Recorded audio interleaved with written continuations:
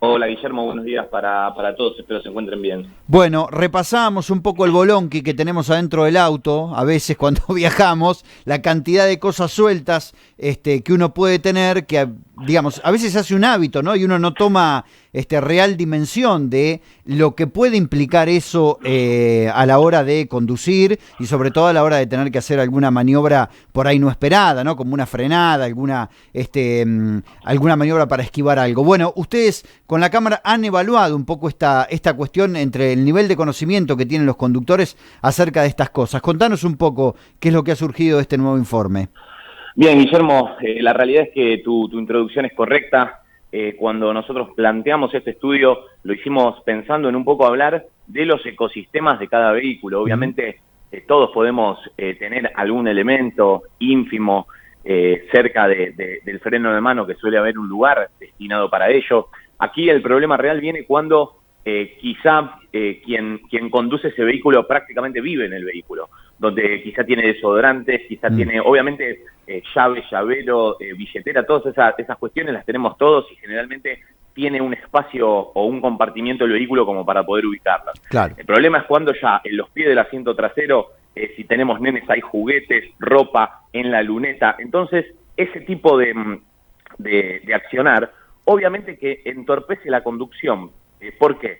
Primero voy a hablar del extremo legal, que es lo que cubre, digamos, lo Claro. que contempla la Ley Nacional de Tránsito en su artículo 48.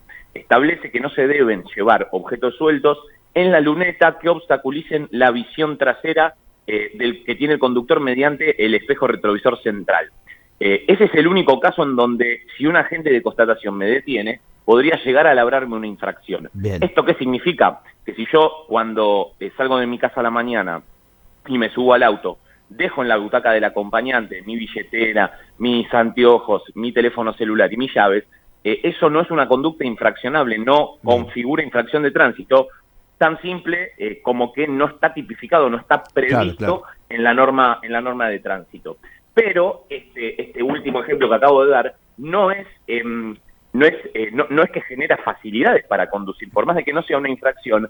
Tener las cosas sueltas ahí y con una maniobra imprevista, como comentabas, seguramente va a hacer que por un acto reflejo ese conductor tienda a tratar de atajar lo que se le está por caer en el asiento del acompañante. Claro. Entonces ahí es donde tiene una dispersión de la atención cognitiva, por lo menos durante uno o dos segundos, y obviamente una limitación física porque dejó de tener una mano en el volante. Entonces ahí vemos un claro ejemplo de cómo algo que quizá tenemos internalizado y que todos los días hacemos puede realmente ser un antes y un después, ser esos 2 segundos que hacen la diferencia y protagonizar un siniestro. Claro. Y contame qué es lo que dijo la gente respecto a esto, si tiene el hábito o si, digamos, ve la peligrosidad, el riesgo de llevar todo este tipo de cosas adentro del vehículo, como hacemos habitualmente. Bien, en nuestra encuesta, cuando le consultamos a la gente si se representaba un riesgo llevar objetos sueltos, el 66%, es decir, casi 7 de cada 10 encuestados, nos dijeron que en mayor o menor medida consideraban que era un comportamiento peligroso. Quizá el dato de color vino cuando aislamos las edades de esa gente que nos respondió, de ese 66%. ¿Por qué?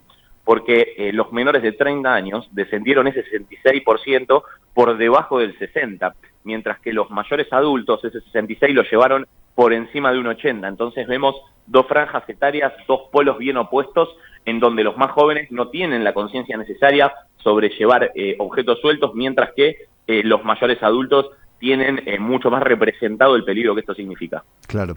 Bueno, además de llevar objetos, habitualmente en un auto uno puede llevar personas, ¿no? Y ahí hay habitualmente hay algún acompañante, sobre todo cuando se hace un viaje, donde el acompañante también tiene un rol relevante, digamos, en tanto y en cuanto te ayuda al conductor a por ahí prever algún riesgo sobre la ruta o alguna cuestión. Eso también han evaluado en este informe. Contanos un poco qué han encontrado.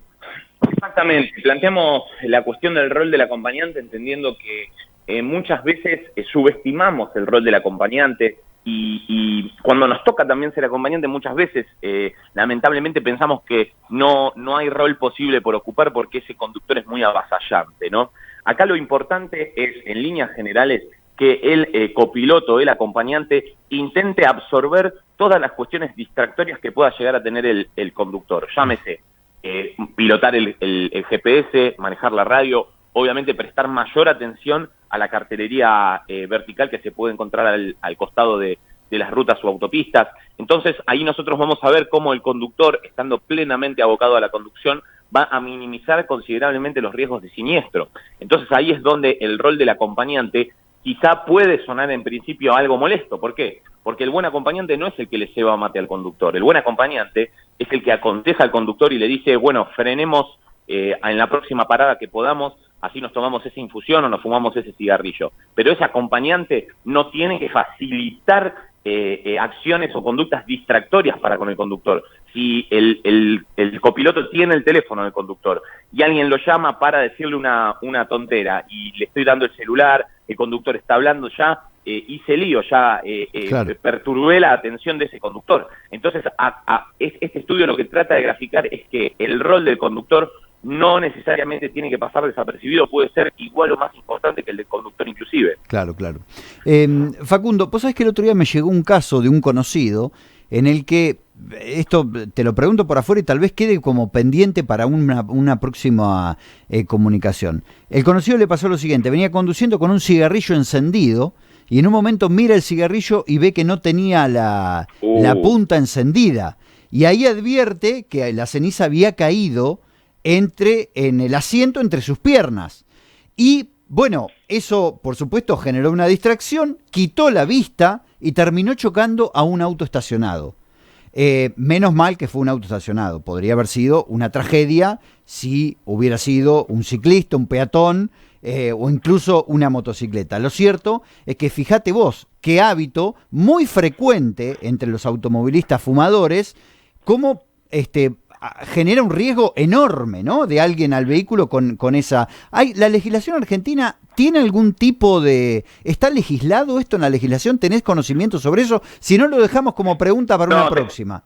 Sí, no, lamentablemente no está legislado. No hay ningún artículo en la parte sancionatoria de la ley nacional en donde taxativamente se diga que no se debe fumar. Lo que sí hay artículos que son quizá más amplios en su interpretación, digamos, que podrían llegar a encuadrar dentro del fumar, pero lamentablemente no se me ocurre y difícilmente en mi experiencia diría que un agente de tránsito se jugase a hacer una infracción por fumar. Claro. La realidad es que el ejemplo que vos me das es el mismo ejemplo que tenemos con el queridísimo Adrián Otero, ex cantante de Memphis La Blusera, que creo que hace unos 10 o 15 años, ya han pasado muchos años, protagonizó un siniestro de idénticas características. La única diferencia es que pobre Adrián venía en una traza de alta velocidad y cuando se empezó a quemar las piernas, perdió el control del auto, era ruta mano y contramano y choque frontal.